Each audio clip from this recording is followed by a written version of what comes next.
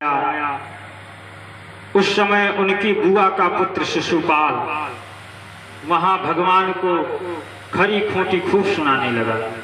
भगवान ने उन्हें चेतावनी भी दी, लेकिन वो नहीं माना।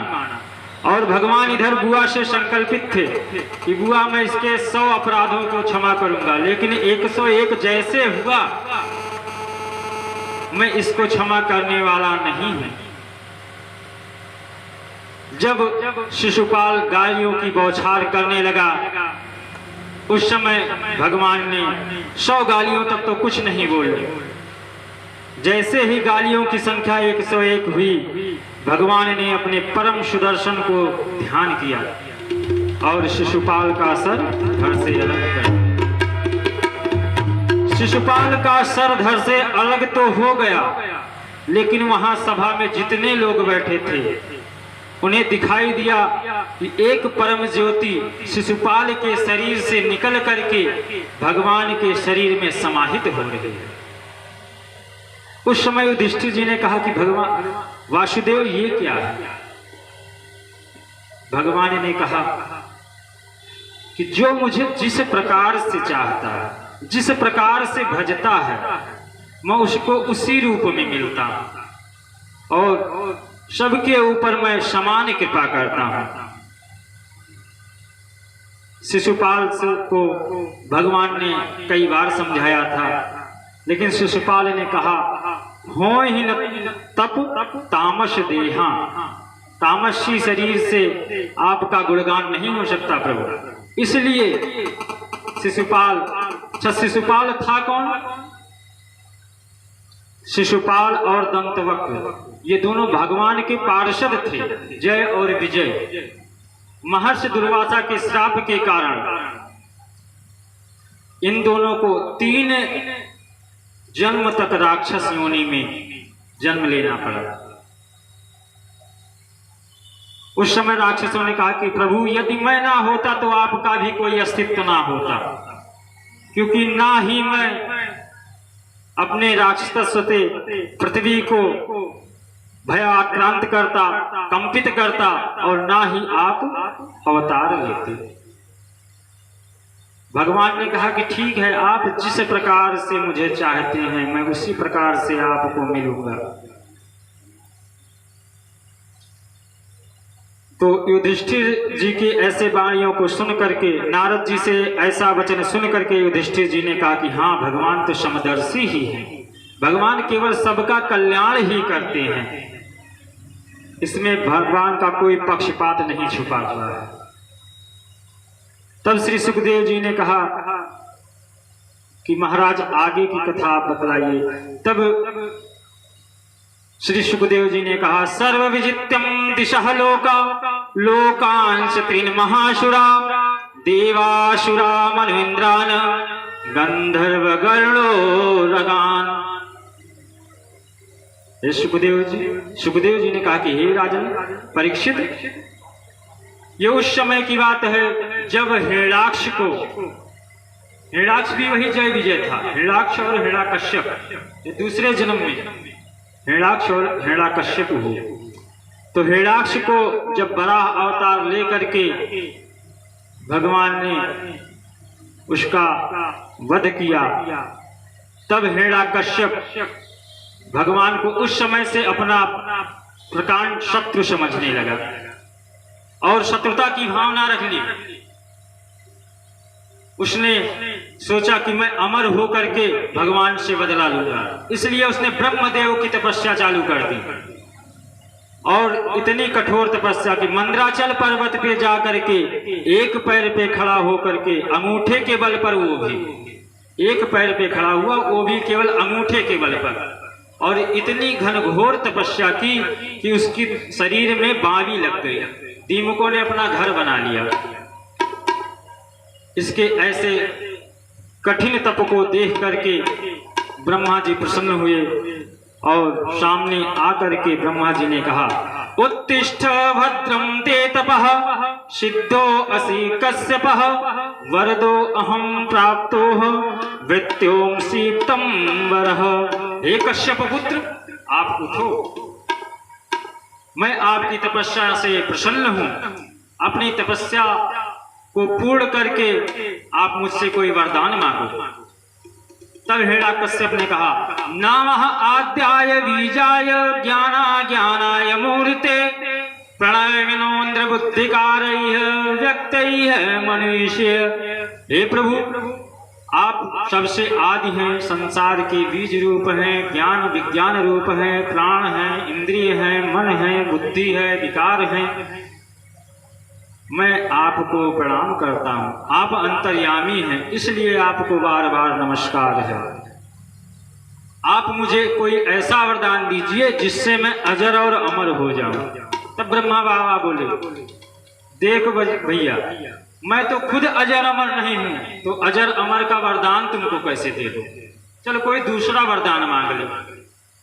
तब हिरण्यकश्यप ने कहा कि प्रभु, यदि आप मुझे अजर अमर नहीं कर सकते हैं तो मुझे कोई ऐसा वरदान दीजिए कि ना मैं रण में मरूं, ना घर में मरूं, ना मनुष्य से मरूं, ना देवताओं से मरूं, ना पशु पक्षियों से मरूं, ना ही किसी अस्त्र से मरूं, ना शस्त्र से मरूं।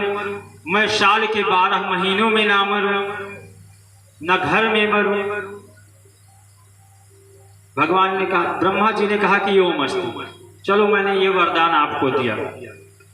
अब हिरण्यकश्यप तो मन में प्रसन्न हुआ कि ब्रह्मा बाबा खूब चतुर हैं, इन्होंने मुझे अजर अमर होने का वर तो नहीं दिया, लेकिन मैंने भी बुद्धि लगाई। अब ना पशु मार सकता है, ना पक्षी मार सकता है, ना मनुष्य मार सकता है, ना देवता मार सकते हैं, ना गंधर्व मार सकता है, ना यक्ष मार सकते हैं, ना मैं रण में मरूंगा, ना घर में मरूंगा, न साल के 12 महीने में मरूंगा। तो अब मरूंगा कैसे? मैं तो अजर अमर हो ही गया। जब हिरण्यकश्यप ऐसा आशीर्वाद पाया तो हंसी खुशी अपने राज्य आया। वरदान पा करके वह स्वर्गलोक में आक्रमण कर दिया। स्वर्गलोक में आक्रमण करके इंद्र का सिंहासन छीन लिया, इंद्र को अपना बंदी बना लिया, विश्वकर्मा द्वारा हो रही सारी क्रियाओं को बंद करवा दिया, इंद्र को अपने भवन में झाड़ू लगाने के लिए रख दिया, वरुण देव को जल भरने के लिए रख दिया और अपने समूचे नगर में घोषणा करवा दी कि जहां कोई ब्राह्मण दिखे, ये चुटियाधारी बाबा दिखे, लाल पीले वस्त्र वाले दिखे, उनका सर कलम कर दो, उनको मार दो। हमारे राज्य में भगवान का कीर्तन नहीं होना चाहिए, भजन नहीं होना चाहिए। एको अहम द्विजो नास्ति, केवल मैं ही ब्रह्मा हूँ, मैं ही विष्णु हूँ, मैं हूँ चराचर अचर का मालिक, मैं ही साक्षात परमेश्वर हूँ, केवल मेरी ही पूजा होनी चाहिए। इस प्रकार से आतंक करने लगा। आतंक करते करते कुछ दिन बीत गया। उसके अनुचर ऐसा करने लगे, पृथ्वी पर धर्म काम करने वालों को तमाम यातनाएं देने लगे। पृथ्वी देवताओं के पास गई, भगवान के पास गई और बोलने लगी, हरि व्यापक सर्वत्र समाना, प्रेम ते प्रकट हो मही जाना। हे प्रभु, आप सर्वाधार हैं, सर्वत्र विराजमान हैं, तो आप प्रकट क्यों नहीं हो रहे, हमारे कष्टों को दूर क्यों नहीं कर रहे हैं? तब भगवान ने कहा कि धीरज रखो, देव वेद ब्राह्मण साधु धर्म का द्वेष करने वाला शीघ्र ही नष्ट होता है, इसलिए मैं शीघ्र ही अवतरित होऊंगा और इसका शमन करूंगा। भगवान से ऐसा आश्वासन पा करके पृथ्वी शांत हुई और वापस अपने स्थान पर लौट आई। इधर हिरण्यकश्यप की तूती बोलने लगी। हिरण्यकश्यप के यहाँ महारानी कयाधु ने 4 पुत्रों को जन्म दिया, शय्याद, अनुहाद, हराद और प्रहलाद। प्रहलाद सबसे छोटे थे। उसने माँ के गर्भ से ही भगवान के गुणानुवाद की कथाओं को सुनना प्रारंभ कर दिया था और भगवत रसिक प्रेमी हुए। हिरण्यकश्यप जब तपस्या में लीन था, उसी दौरान इंद्र ने हिरण्यकश्यप के राज्य के ऊपर आक्रमण करके उनकी महारानी कयाधु का अपहरण कर लिया। उस समय कयाधु गर्भवती थी। गर्भवती होने के कारण वो चीखती चिल्लाती हुई रास्ते में जा रही थी तो नारद जी मिले। नारद जी ने इंद्र को समझा बुझा करके कयाधु को छुड़वा लिया। अब कयाधु कहने लगे कि हे नारद जी, हे महामुनि, मैं कहाँ जाऊं? मेरा पति भी मेरे राज्य में नहीं है, इन देवताओं का कोई पता नहीं है, ये दोबारा भी आक्रमण कर सकते हैं, इसलिए मुझे अपनी शरण में रखिए। नारद बाबा बोले कि ठीक है, तुम हमारे साथ चलो पुत्री। नारद बाबा कयाधु को अपने आश्रम में ले आए। महारानी कयाधु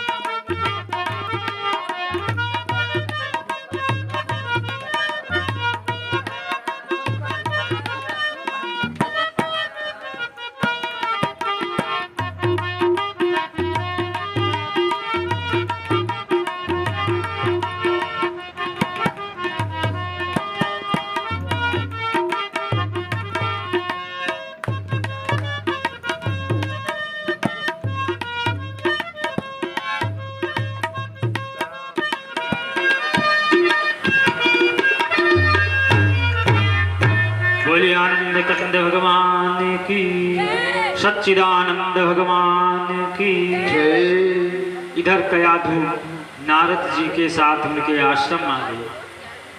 वहाँ पर संतों की सेवा शुश्रूषा करती, संतों के साथ रहती।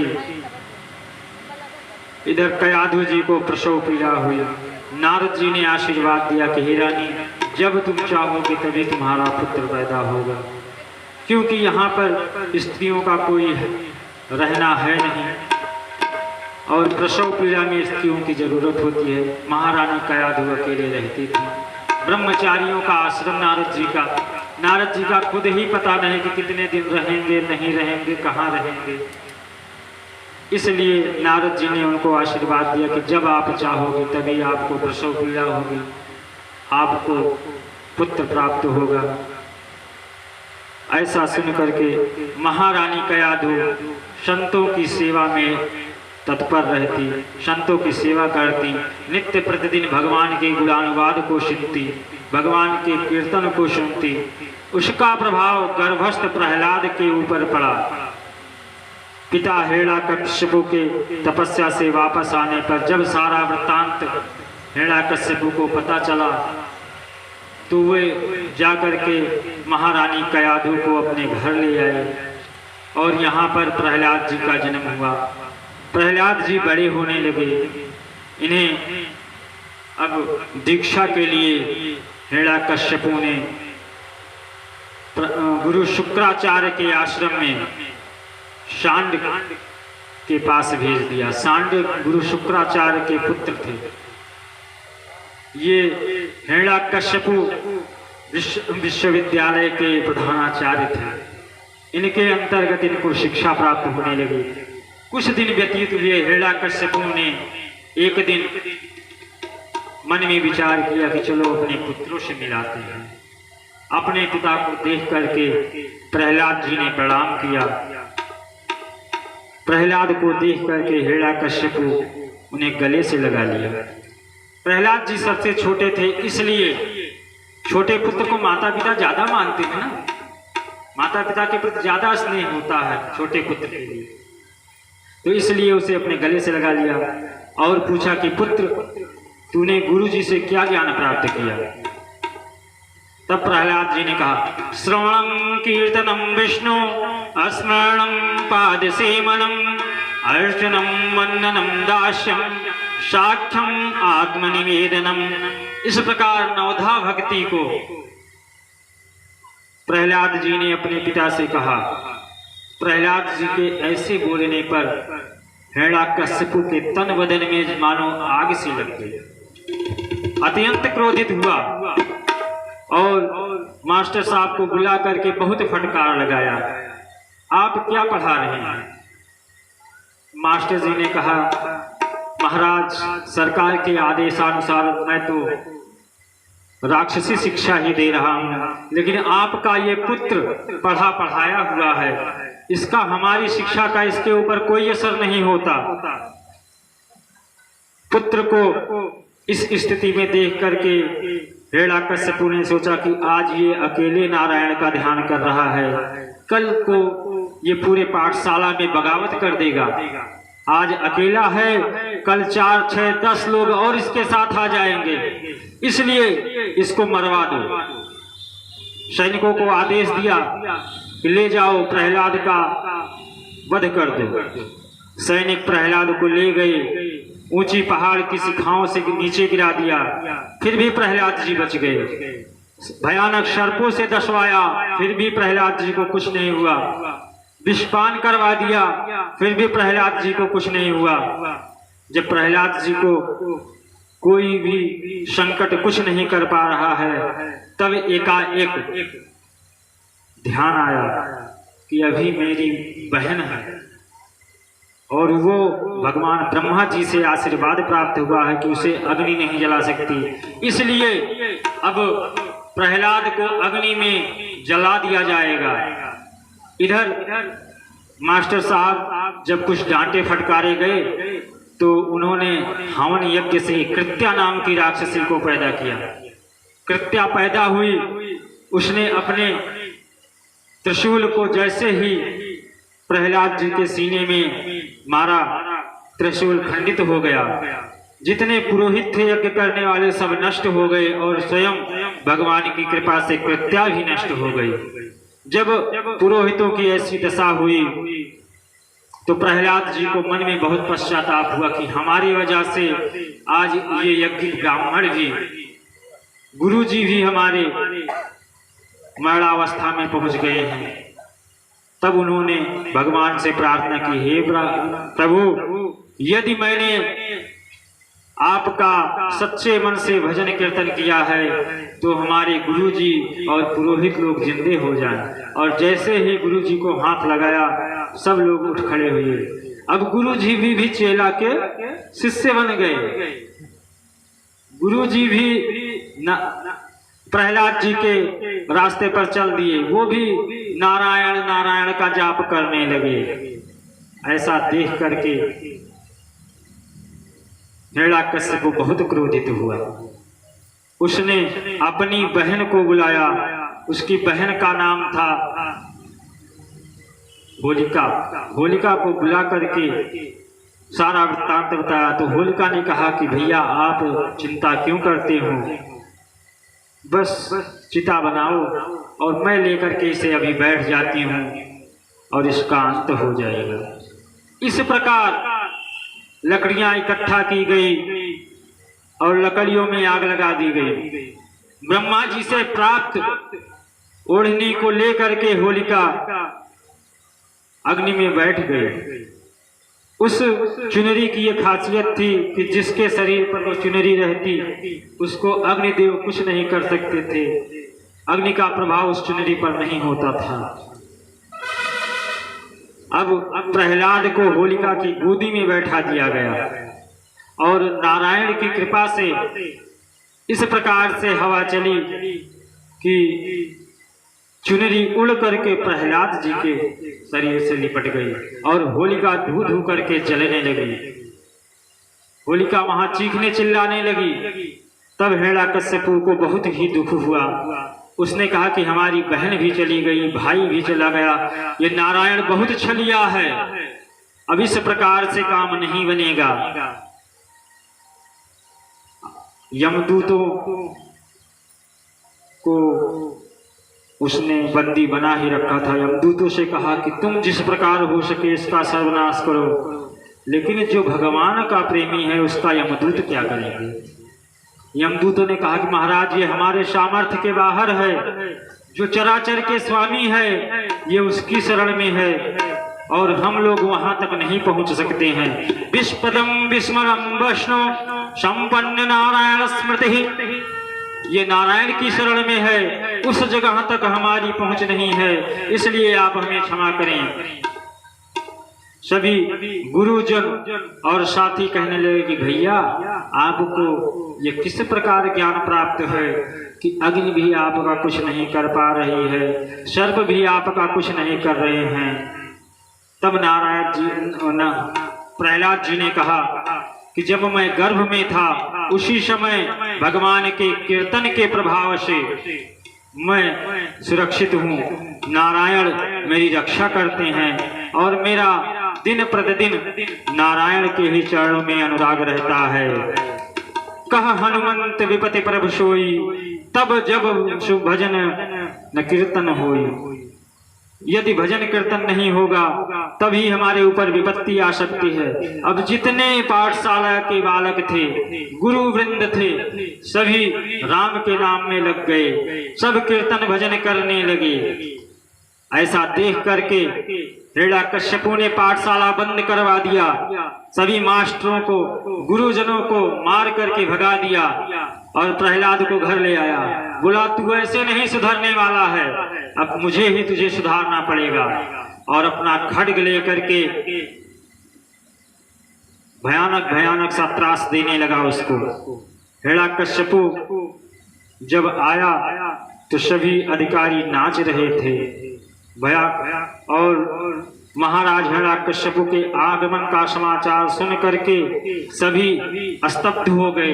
जो नाच रहा वो नाच रहा है, जो ताली बजा रहा तालियां बजाता रहा, राम का नाम जो लेता था वो नाम ही लेता रहा। बहन ढूंढा के समाप्त हो जाने पर, भाई हिरण्याक्ष के समाप्त हो जाने से वह बहुत ही क्रोधित हुआ और क्रोध में आकर के प्रहलाद को एक खंभे में बंधवा दिया और बोला कि तेरे नारायण कहाँ हैं, उनको बुला ले, तू कहाँ हैं तेरे नारायण। तब श्री प्रहलाद जी ने कहा हरि व्यापक सर्वत्र समाना, प्रेम ते प्रकट होई मैं जाना। प्रहलाद जी ने कहा कि हमारे हरि तो सब जगह विद्यमान है, बस उनसे प्रेम करने की अभिलाषा है। पिताजी आप भी प्रेम करके देखिए, आपको नारायण का दर्शन हर जगह में होगा। ऐसा कहते ही हिरण्याकश्यपु के शरीर में मानो आग सी लग गई। उसने अपने गदे से खंभ में प्रहार किया और जैसे ही खंभे में प्रहार किया, भगवान नारायण नरसिंह का रूप लेकर के प्रकट हो गए। बोलिए नरसिंह भगवान की। अब भगवान नरसिंह के स्वरूप को देख करके हिरण्याकश्यपु भयभीत हो गया, डर गया। जैसे ही वो संभला, पुनः बोला कि यही तेरे नारायण हैं। प्रहलाद जी ने सर हिला दिया, हाँ यही हमारे नारायण हैं। तो ये कैसे नारायण हैं?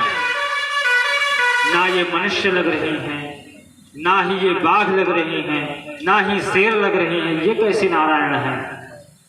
नारायण के स्वरूप को देख करके हिरण्याकश्यपु उनसे भांति भांति से युद्ध करने लगा। अब नारायण ने भी, भगवान नरसिंह ने भी उसके साथ विनोद चालू कर दिया, खेलने लगे और उसे अभी मौका दे रहे हैं कि आप जितना हो सके उतना मनमानी कर लो। मनमानी करता रहा और अंत में नरसिंह भगवान ने हिरण्याकश्यपु को उठा लिया, घर के अंदर से बाहर दरवाजे पर ले आया, द्वार पे ले आया और द्वार पे ला करके उसे अपने गोदी में बैठा लिए और स्वयं दरवाजे पर चौखट पे बैठ गए और बोलने लगे, बोल मैं नर हूं या नारायण हूं। हिरण्याकश्यपु भयाक्रांत होकर के कुछ भी नहीं बोल पा रहा। नहीं महाराज, आप ना नर हो ना नारायण हो, मैं कोई पशु पक्षी हूं?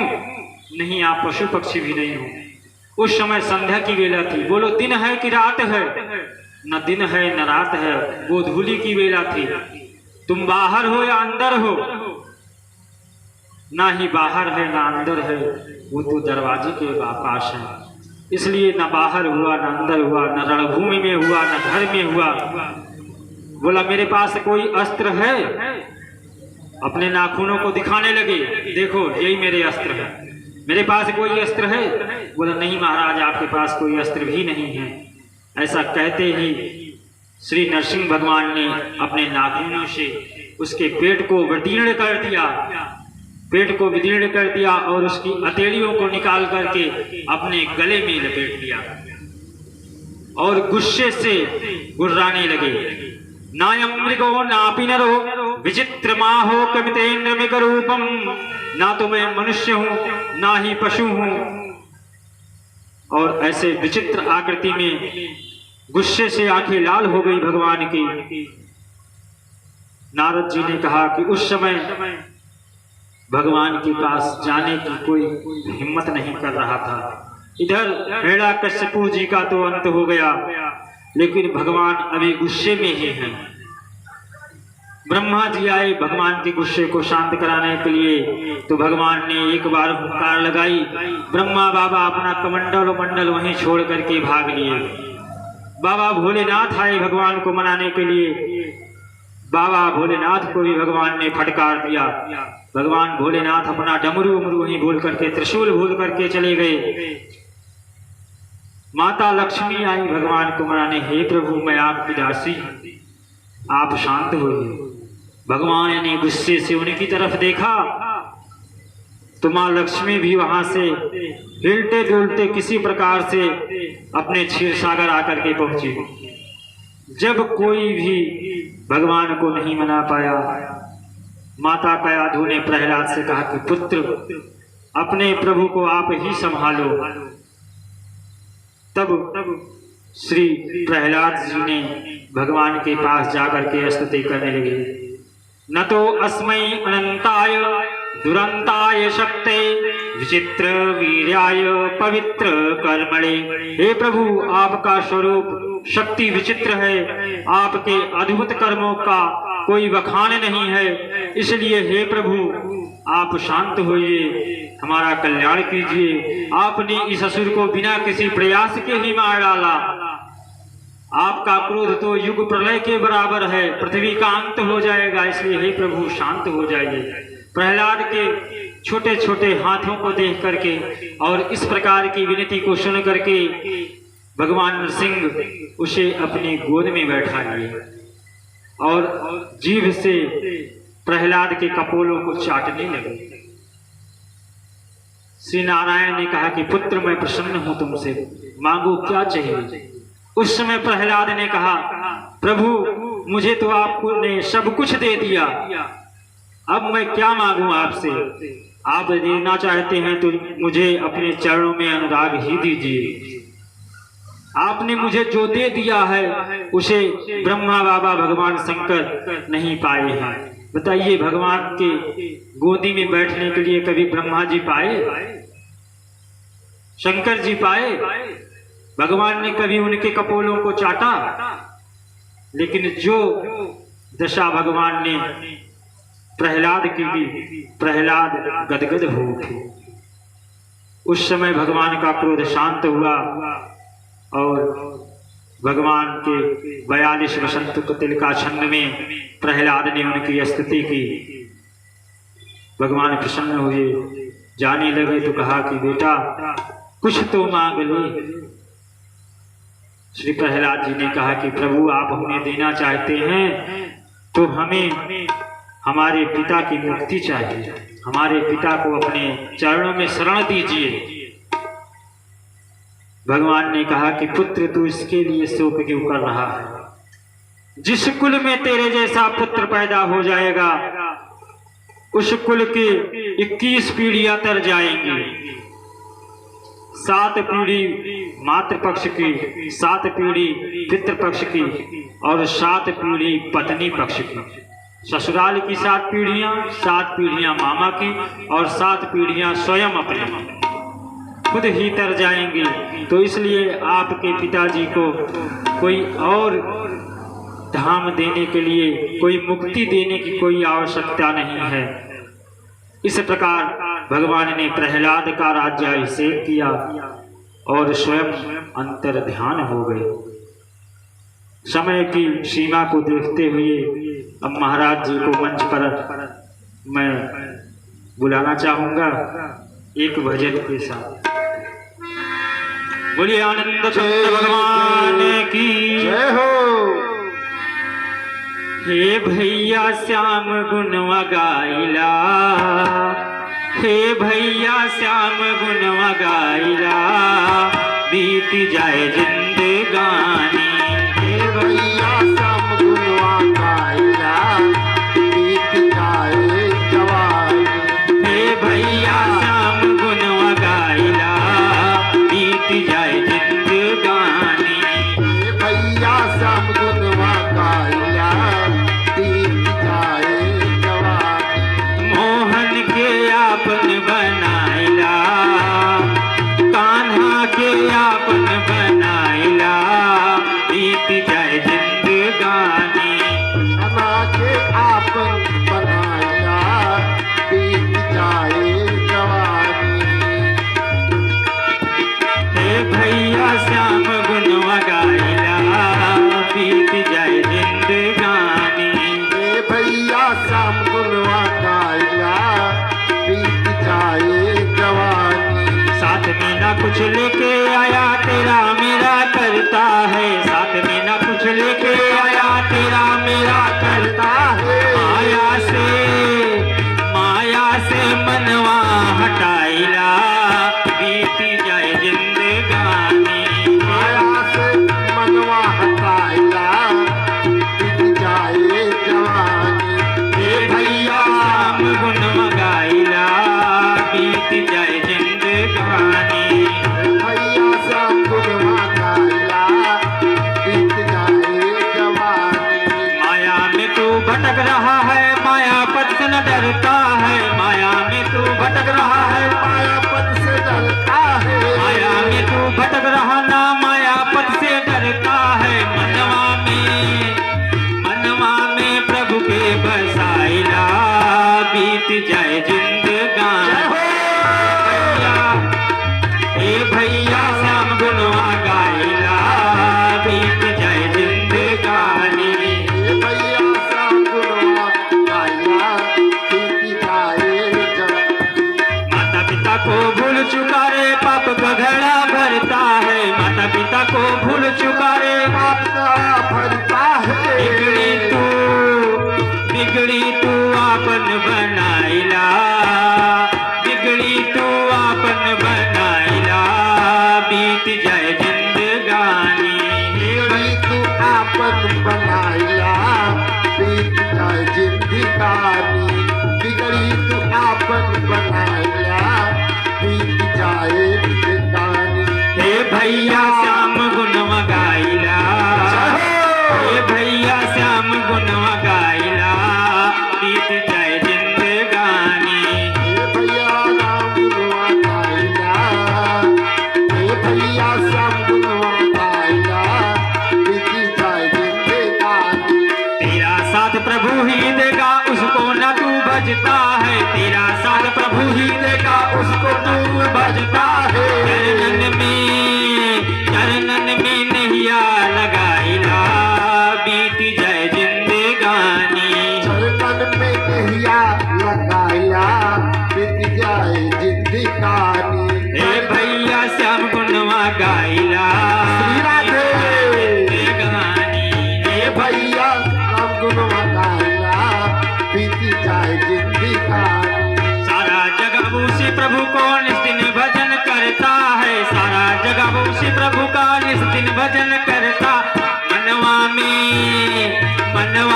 चरणन लगाइला चरणन में मनवा लगाइला बीत जाए जिंदगानी।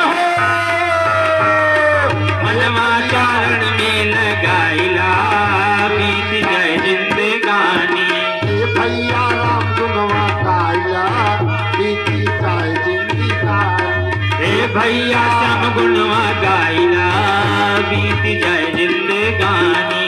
हे भैया श्याम गुनवा गाइला बीत जाए जिंदगानी। हे भैया श्याम गुनवा गाइला बीत जाए जिंदगानी। बोलिए आनंद कंद भगवान की जय। सच्चिदानंद भगवान की जय। श्री व्यास जी महाराज की जय। श्री सुखदेव जी महाराज की जय। अनंत बलवंत हनुमंत लाल की जय। श्री सरयू मैया की जय। काली मैया की जय। जय जय श्री सीताराम। नमः पार्वती पतये हर हर महादेव। के भगवान मेरी नैया उस पार लगा देना, भगवान मेरी नैया उस पार लगा देना।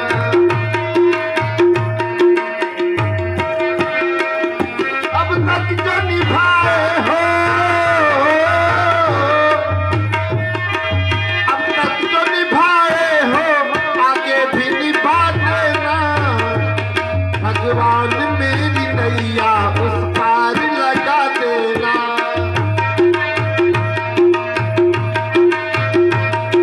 ओ, आ, आ, भगवान मेरी नैया उस पार लगा देना।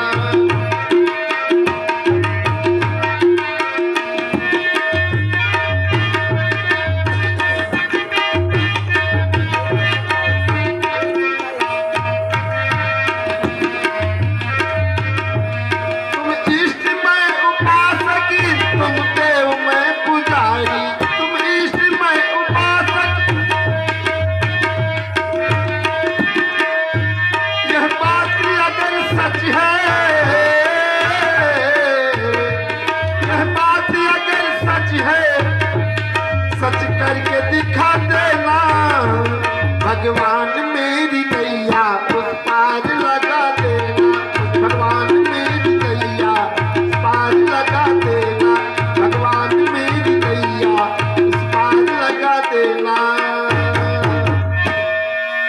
बोले बाल कन्हैया लाल की जय, श्रीमद् भागवत महापुराण की जय, सरजू मैया की जय, गंगा मैया की जय, जमुना मैया की जय, सिंगिर शिव बाबा की जय, शांता मैया की जय, व्यास जी महाराज की जय। जय जय श्री सीताराम।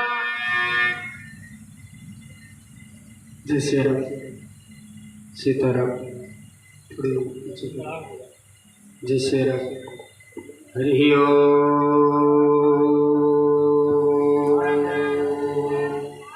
स्वस्ति श्री गणेशाय नमः।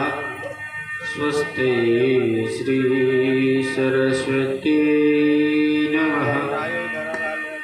श्री जानकी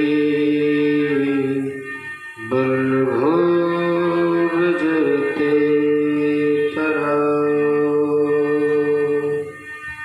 लंबोदरं परम सुंदरं एकदंतं रक्तांबरं त्रिनयनं परमं पवित्रम् उद्वादिवाकरनिभोजलकार्तिकान्तं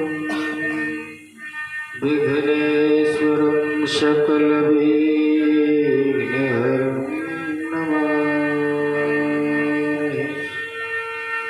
अस्मदाचार्यपर्यन्तां वन्दे